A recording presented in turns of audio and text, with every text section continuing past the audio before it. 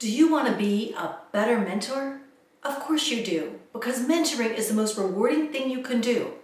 And if you're better at it, if you continue to improve, you're going to not only help your mentee, the person you're trying to help, you're going to help yourself too.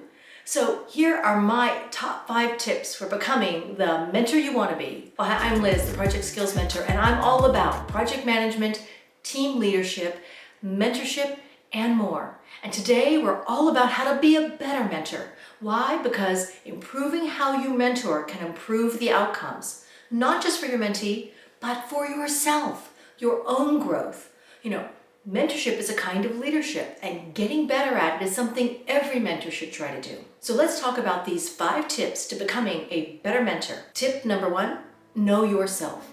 You need to understand how you communicate, how you take in information, but also how you share it, how it comes across to others, because you want to do this effectively, which means you need to understand when you're talking to someone else, how they're perceiving your words, your tone, and your body language. Understanding your mentoring goals is so powerful to your becoming a better mentor. What's in it for you? If there's nothing in it for you, then the mentorship is going to suffer. It's best if you have motivation too, something to improve on, something you want to develop, because that gives a chance for the mentee to give back to you, to give you feedback, to see you grow in your journey. Tip 2, engage with enthusiasm. By leading by example with your enthusiasm. You don't need to be a carnival clown, but you also want to show you're present, you're there, and you're excited to engage in this mentorship, adventure, relationship, whatever you want to call it. Look for the positive. There's so much negativity, and sometimes people bring that negativity into the mentorship conversations. You want to be the voice of reason, of optimism, and of positivity. And yes, it's important to know and see the weaknesses and the threats, but do so with a positive, solution-based outlook. That's going to help your mentee see those opportunities as well. Staying positive and being enthusiastic will help your mentee learn to build those skills too. And optimism, enthusiasm, and a positive outlook are important life skills for anyone to have. And if you like this video and these tips are helping, give it a thumbs up. Consider subscribing and ask me a question in the comments below. I'd love to hear from you. Tip number 3, improve your listening skills. We all think we're great listeners, but play a game with yourself. See if you can have someone tell you a story, and without making notes, see if you can relay that story back with its details. Listening is a skill everyone needs to work on. It's something that you need to improve every day by processing information and being able to summarize it. One of the aspects of listening is also not preparing what you're going to say, but deeply listening. And the response to listening isn't necessarily answering, it's asking more information, asking for clarity if you didn't understand, asking for an example if you need to really dig into what is the context in which this topic is being discussed, and asking the right questions about your mentee. How do you feel? How did this situation make you feel? How did you address it? Would you have done something different?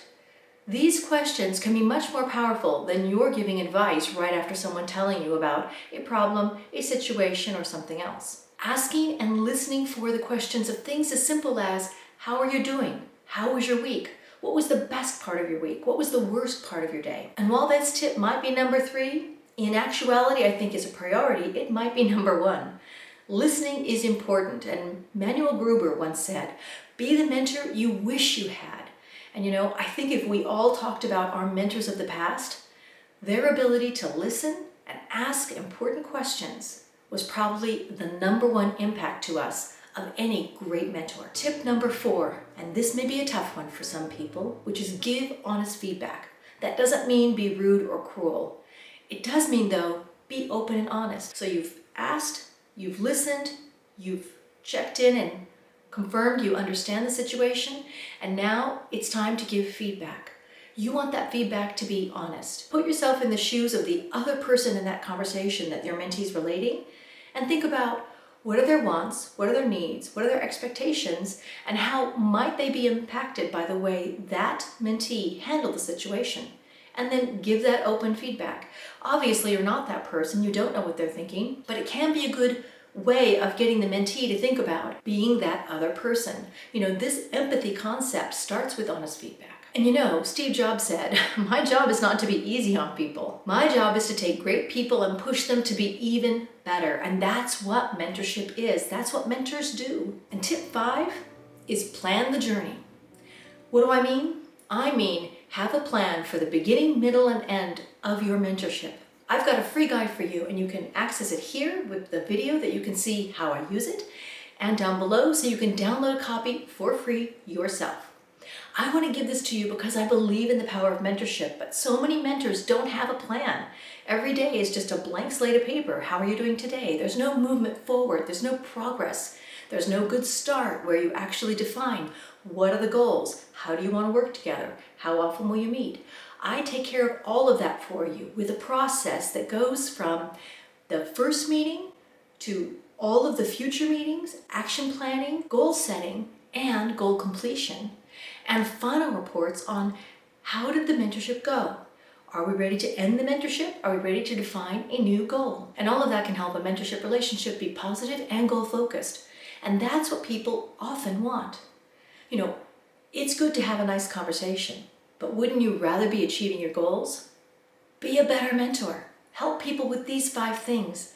And I think you're going to find you're not only a better mentor, you're going to be more in demand as a mentor, and you're going to grow more yourself. And isn't that the goal of every mentor? To both be helpful to others and helpful to themselves?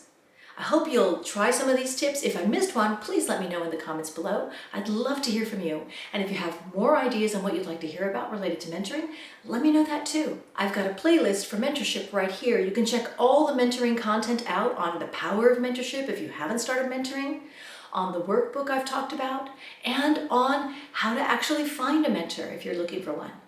And mentors can be mentees too. Think about that. So take all this information in and use it to your benefit. That's what it's there for, just for you. And I'll see you next time on ProjectSkillsMentor.com. Bye-bye, everybody.